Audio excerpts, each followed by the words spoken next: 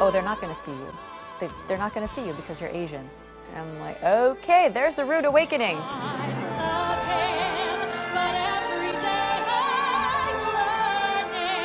It was such a thrill to be able to play that role and to be a person of color in that role. That now I'm in a whole new world with you.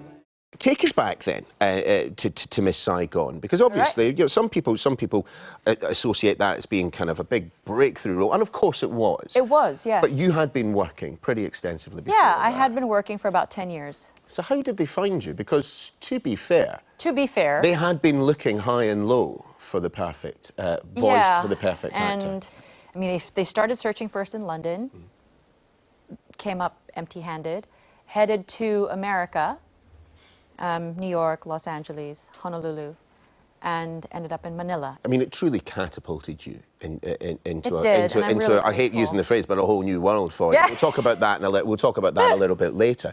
But just tell us what it was like being, you know, you were very young. I was very young. I was 17 when I old. auditioned, and 18 when we started rehearsals. 17 years old, out of the Philippines. Yeah. And you've got this kind of dashing. Oh, so handsome. Dashing actor and in front. cheeky as anything.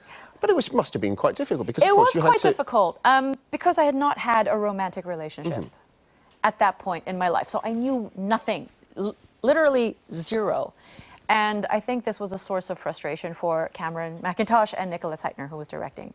And finally, Nicholas had to demonstrate exactly what he needed me to do. And there was one point where he had to demonstrate these things with Simon Bowman, which is, you'd think it'd be uncomfortable, but it was actually incredibly helpful. But Simon was so sweet about everything. And when the point came when I realized, oh my God, this is what I'm going to have to do, and he could see that I was terrified and that my mom was terrified as well. He sat my mom down first and spoke to her, and then he sat the both of us down together and basically said the things that every leading lady that young in a show this big should hear from her leading man. You can trust me. I will not take advantage of you. I will take care of you. Yeah. That's really sweet. Even talking about it now, I get emotional. Your role in Miss Saigon was incredibly well received. You were winning awards left, right and centre. Can't complain, yeah. I presume at that point then the other job offers just came rolling in? No, not so much. Why was that? One would think, I mean, there is this automatic thing that you assume that when you win the Tony Award, that the jobs will just keep... You got one on this side of the Atlantic as well. I got the Olivier on this side of the pond and then more awards on the other side.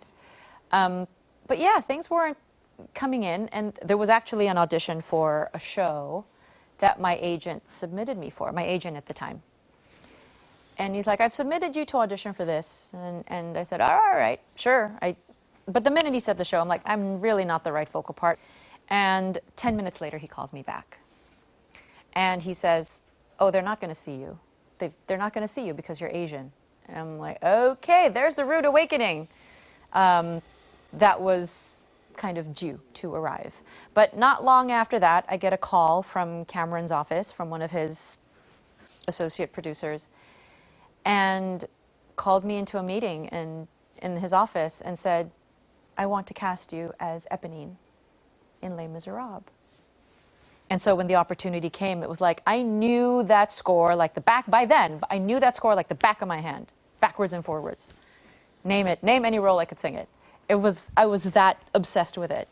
I guess in the same way that a lot of young people are now obsessed with Hamilton, or a generation ago with Wicked. It's that same kind of power that musical held for me.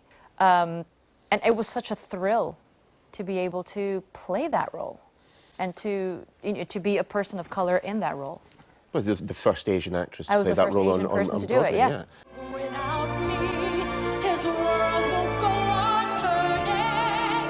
A world that's full of happiness that I have never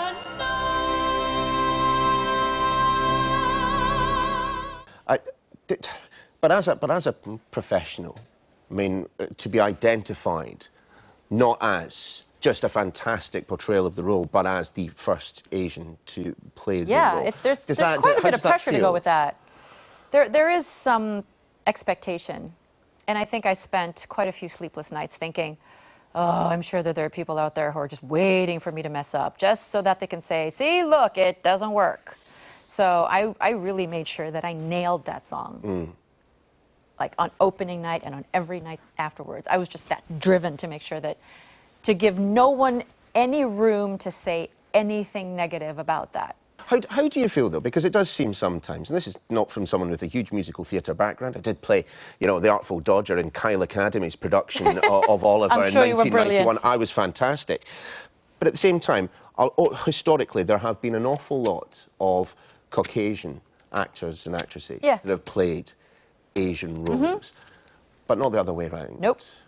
And certainly we were not always given the opportunity to play the roles that we are absolutely right for. Is there a part of you that in any way resents the efforts that you had to go to? No. No. Why would I be resentful? I mean, I'm enjoying the fruits of all of that now, with a really wonderful career that sees no signs of stopping anytime soon. I mean, still so many firsts that I'm experiencing in my life, and I get to do what it is I love to do the most.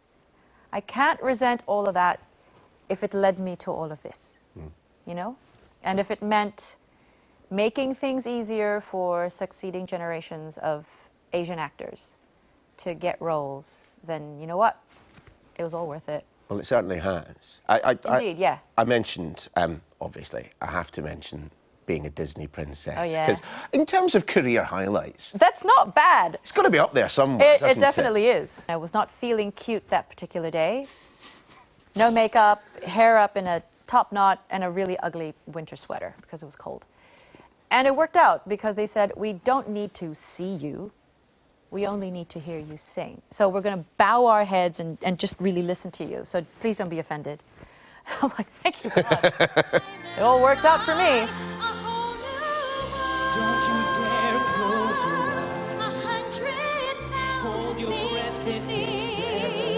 I'm like a shooting star. I've come so far. To this day, people must still, you know, I mean, just to see you sing this. That song. I mean, that's the one that brings the house down, isn't it? I'm sure they all do, obviously. Right, yeah. That's got to be up there. It is up there. And I always call somebody from the audience to do it with me. Like, I ask for a volunteer to come up, and a lot of the times, most of the time, I will get someone who is incredible, who could be doing this for a career.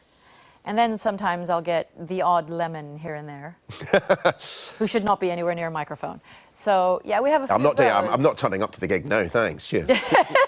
Tell us a bit about Mulan and the experience with that as well. Because, you know, doing one Disney film, you know, everyone's done that. It's not enough. Getting two of them in. Yeah, it's a rare thing. There are very few actors that have done more than one. So I feel like I'm in a very exclusive, small, you know, club. I'm very, very lucky. But yeah, Mulan was... That one I actually also had to audition for. Because just because you've done one successfully, it doesn't automatically mean that you're right for another one. Just, you know, an Oscar in the cupboard, you know, that doesn't stand for anything. No, yeah. it's fine. I mean, but yeah, that song. It's not your favourite of the two, is it? Reflections. I think it has become. It's become sort of its own thing now, because A Whole New World is kind of like the big family sing along at the concert. But Mulan, it kind of means its meaning has just continued to evolve. And it's a song about representation, about it being important to see somebody that reflects you. When you're sitting in an audience, you look up on stage and you see somebody that actually looks like you. That's important. Do you think that happens enough these days in theatre? It could happen more. If you had one piece of advice for people who, like yourself, want to increase the amount of diversity on the stages of the world, what would it be? Like, do it because it's the right thing to do. Because I think there are people who are afraid that it's not going to generate revenue. And I mean producers as business people, kind of have that at the forefront of their minds. But if anything like films such as Crazy Rich Asians has proven, and Black Panther, and so many other shows. I mean, come on, Hamilton, just by itself. If there's anything that these shows are proving, it's that when you put people of color in shows and on film, it means that there will be more people who will, like, all of a sudden you're catering to another segment of the population with disposable income to put into those movies. Just in terms of where you are in your career now, and as you said right at the very beginning, you know, you keep hitting first. I mean, have you found the opportunities have expanded as you've gotten older? I think I'm getting more interesting roles to play now. Yeah. Because I've kind of graduated from the ingenue club, because I'm 48 years old,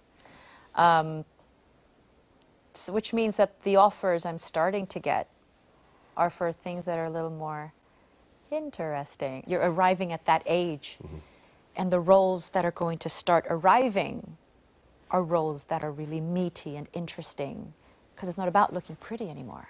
And that's exciting to think about. So who knows what kind of first is going to end up on my lap.